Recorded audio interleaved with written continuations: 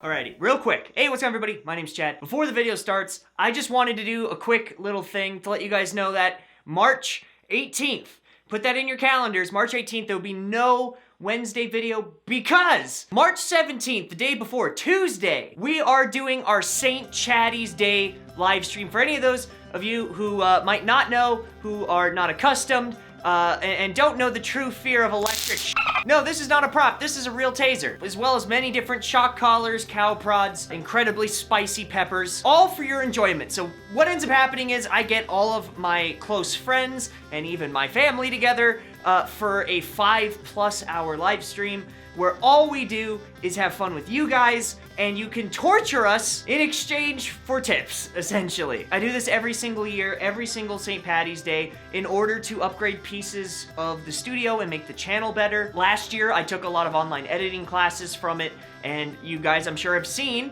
what has become of it. So we do this every single year where you guys get the chance to tip a little bit here and there, and also bring a lot of pain and humiliation to my heart. I just wanted to let you know at the top of this hour, it'll not be on YouTube this year. Normally, it'll just go up on YouTube like normal, but YouTube has been cracking down a lot on their streaming side, and it's super weird. So we moved over to Twitch. I already have almost 80 followers there, so if you go over there, if you're using Twitch a lot, you can go there and follow me. It'll ding you right when we go live on March 17th. If you're not using Twitch, I understand.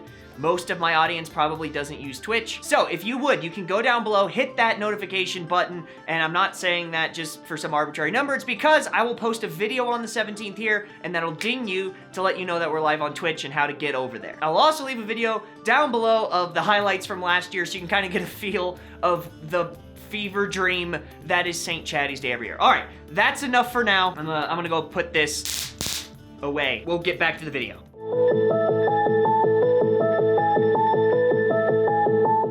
What's going on, everybody? My name is Professor Chad. You can tell because I have the elbow patches and the beard. And this week, yes, the beard of knowledge is back. This is from like my oldest videos. So a couple things. First, yes, I did find this in the street after Halloween. B, no, I have never washed it. C, I will be buried in this. I will never throw this away, and you cannot make me. And as you can tell, it gets to be a fun week, finally! Minus tasting 5 years worth of sweat and shame in my mouth. I normally do videos on like textbook reviews, you know, going to Japan, learning the language, experiencing the culture, that type of stuff, because I want to help you guys, and every once in a while I get the real treat of making a video, frankly, because I want to. Now, this will get basically no views because I don't know anyone that knows what we're talking about very well. Frankly, I don't know what I'm talking about very well. I'm not talking about this as an expert. I'm talking about this as a fanatic. So if you would like to support me, leave a like down below. You can subscribe to my channel. I put out usually more helpful videos than this. But either way, we're talking about that thing. We're talking about Manyogana, the lost, sort of, system of writing in Japanese. Now, why am I pumped up about this? This seems kind of lame. Couldn't you just link us to a Wikipedia article? Well, dummy, I have. It's in the description. How dare you? How dare you? But really, I wanted to talk about this because, frankly, I actually just learned that this was a thing this year. Now, I've encountered this. I've seen shop stalls where the title didn't make any sense to me, and even if I could read the kana and kanji, and even if I looked it up, I couldn't find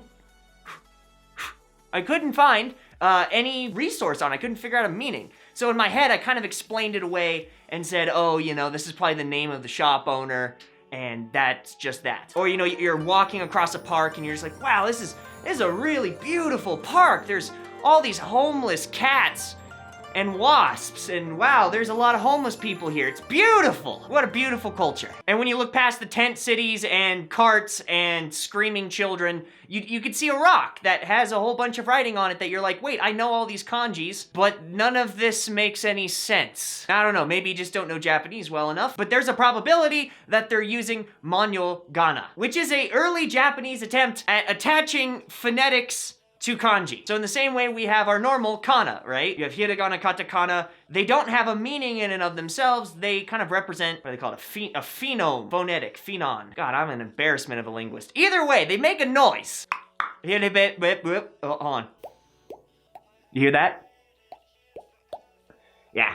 Phonetics. And this is circa like 600 BC, give or take. So yeah, it's not really used anymore. In fact, this is kind of the precursor to our modern katakana. As you can see by this chart, so I can act fancy and not like I just took that from the Wikipedia page. There is a lot of videos that I kind of looked up when I was trying to figure out what this was, because I remember seeing this symbol, and I knew it meant no, but I don't remember where I got it from. I think I remember it was like some type of park, and it was like blah, blah, no park, and they gave you a translation, so I could kind of see that that was a no, but I didn't know what the heck that was from. That's Manyogana. But other than that, there's tons of these things. They're freaking everywhere. And on my search, I found lots of different videos that were really helpful about kind of explaining it, the history of it. But one guy actually gave me kind of a cool example. I'll link his video in the description down below. I don't even think it's his channel. I think he's a student at Calgary University, and that's the channel for students in that program. But either way, I want to support his video because it's an example that he gives, and frankly, I think it's a really helpful example, so I want to promote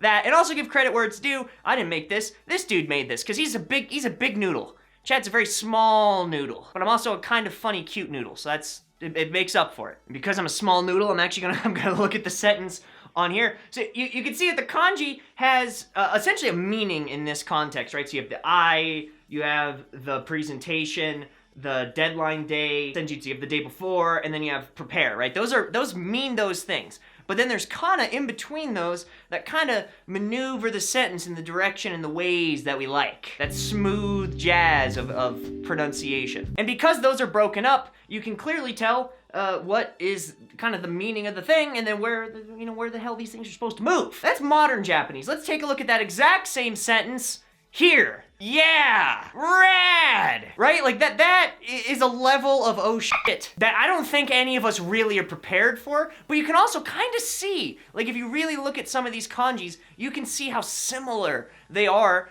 to, where our modern alphabet comes from. Now you might just think it's a matter of relearning particles, but the kanji for that particle. And you're right, but it's not that simple. You see, in phonetics, when we use hiragana, no is no. There's nothing else besides no. In Manyogana, there are sometimes, not always, but up to 20 kanjis in any given poem, sentence, whatever it happens to be, that could represent that sound. Now 20 is the extreme. A lot of them only have one. Some of them have 4, 5, 6, but there are a couple, like I think there's 3 of them actually that have 20 sounds. But the nice thing is this is a finite group of things. So it is actually studyable. You're gonna be able to put these into a flashcard deck and learn these, so when you go to, the museums, or you go to the homeless parks where they're camping up and pissing on this rock, you can read the literature they're peeing on, right there, right in front of you. Glorious Japan. And I'll actually leave a couple links if you guys are interested in, gosh, this is gonna bother me. I'll leave a couple links in the description down below if you would like to be more educated. I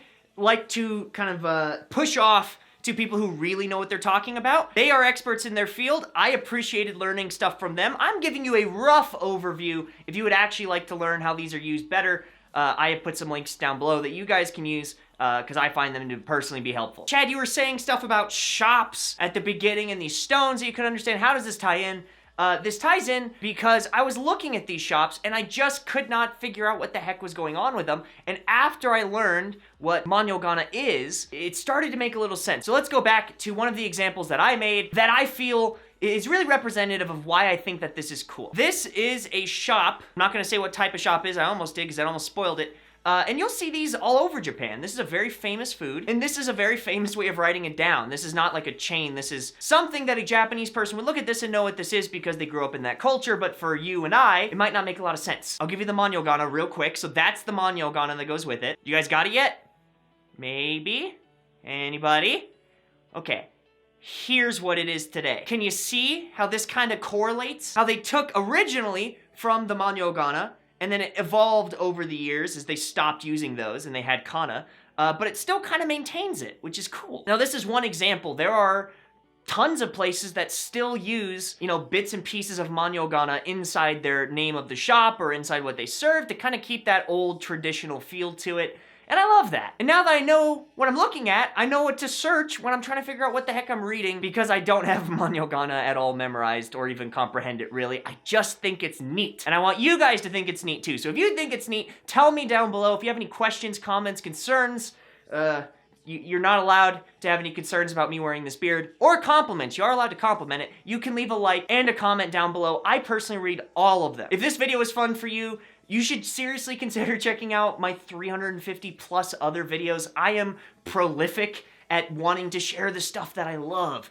the things that I'm passionate about with you. I do it for free. You can come on here and just hang out and watch my videos, and there's no paywall. But if you would like to support me monetarily, it is never, ever necessary, but always 100% welcome. I like eating more than grilled ham and cheese sandwiches. I would like a steak every once in a while. So if you would like to support what I do here and support me as a person, there's a couple great ways to do it. The St. Chaddies live stream I mentioned at the beginning is March 17th. That's a great way to support my channel, to get new equipment, to get stuff, to make better content for you. Also, you can check me out on Twitch, Twitch.tv/Chad Zimmerman. Probably have that memorized by now. We're almost at 80 followers. But I live stream every single Saturday on there, as well as just periodically throughout the week. You can check me out on there. I have a PayPal with a manga club. You can get Japanese comic books sent directly to you from Japan for less than $1 a day. Or you can support me and just get a handwritten postcard that goes, hey, thank you, man, appreciate you. I import my own Japanese Tenkara fly rods, the old style. You guys know those big freaking bamboo cool poles that they have? If you'd like to fish like a Japanese person, you could do that for $60 or less, usually. Anyways, that's enough self-promotion.